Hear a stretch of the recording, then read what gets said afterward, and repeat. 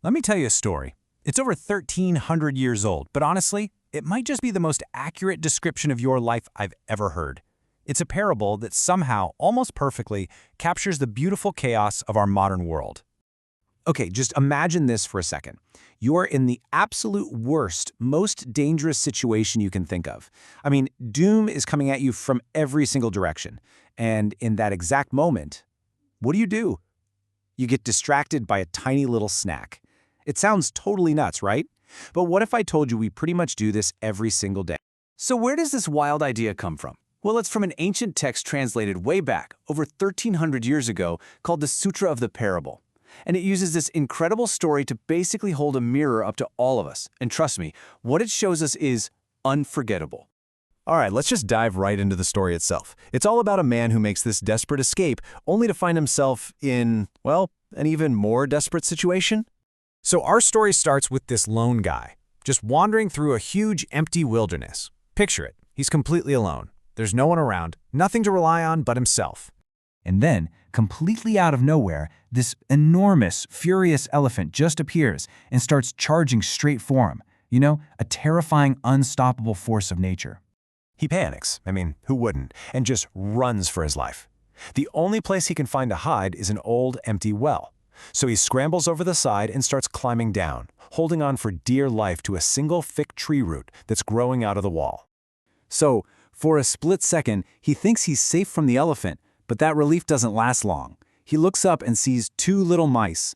One is black, the other is white, and they just crawl right onto the root he's clinging to, and they start chewing. Just methodically, relentlessly, gnawing away at his only lifeline. He looks around, trying to find another way out, maybe another branch to grab. But, oh, it gets so much worse. From these little cracks in the well, 4 poisonous snakes slither out, their tongues flicking, just watching him, ready to strike if he makes a wrong move.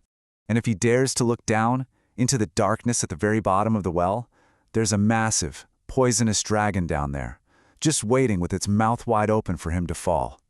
He is completely, totally, 100% trapped. Now right here, in the middle of all this absolute terror, is where the story gets really, really weird.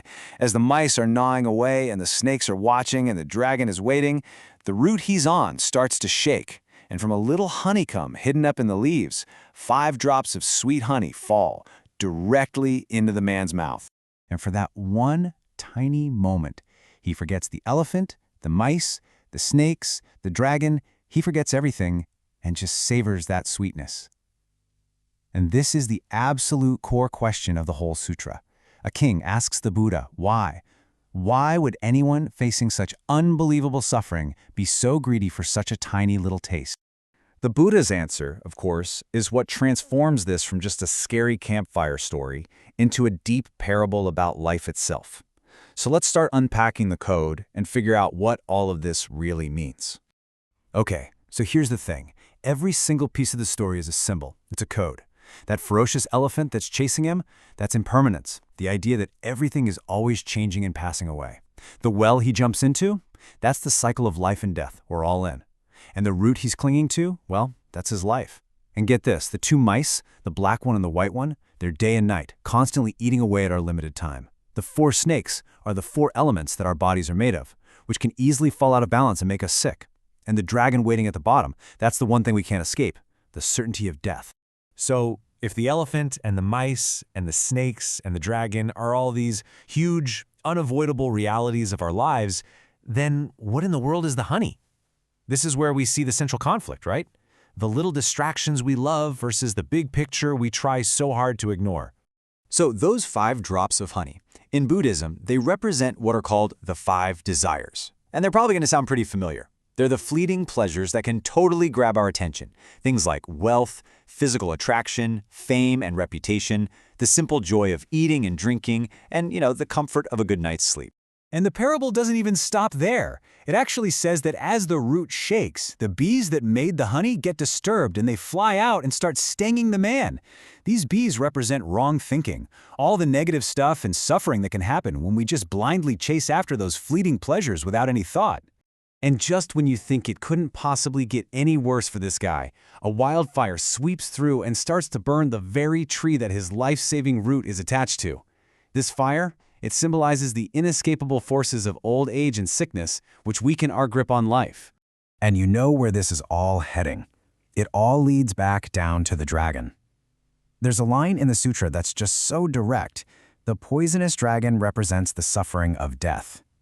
It really forces you to ask, no matter how sweet those 5 little drops of honey are they worth forgetting about the dragon waiting below? So what's the big message here? What are we supposed to take away from all this? Because this isn't just some grim ancient story. It's actually a really powerful mirror for how we live right here, right now, 1,300 years later. So let's break it down. The main message is that our life is like that root. It's this incredibly precious, but also really temporary perch. Time, day and night, is always wearing it down. We're always surrounded by the realities of aging, getting sick, and eventually death. And yet it is so easy to get completely focused on those little drops of honey, our everyday wants and distractions, that we forget to look up or look down and see what's really going on. But, and this is super important, the point of this story is not to make you feel hopeless or scared. It's actually the exact opposite. It's a wake-up call. It's a tool for awareness, for seeing our situation with total clarity, so we don't end up wasting all our precious time just chasing after a few drops of honey. And now leaves us with a really personal question, one this ancient story is asking every single one of us today. Look at your own life, your own well. What are the small, sweet distractions that totally capture your attention? What's the honey that you're so busy tasting while those black and white mice just keep on gnawing?